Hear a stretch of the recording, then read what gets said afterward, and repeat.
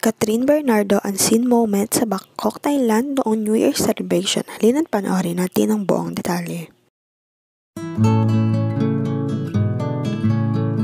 Maraming ang kaganapan ang nangyari sa 2023 kay Catherine Bernardo at isa na rito at ang pinakamatindi ay ang hiwalayan nila ni Daniel Padilla na talagang nagtrending at nag-viral.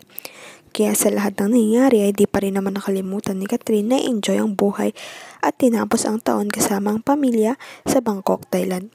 Halina't silipin natin ang unseen moments ni Catherine sa Thailand.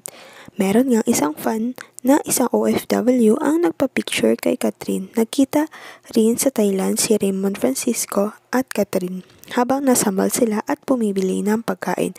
Marami ring bakasyonista ang nakakita kay Catherine sa Thailand at di pinigilan ang chance na makapagpa-picture sa kanya. Samantala, habang pauwi si Catherine sa Pilipinas, may dalawang fans ang nag-request na makayakap siya at agad naman sila nitong pinagbigyan. Halina't panoorin natin ang video. Catherine Bernardo! Kat!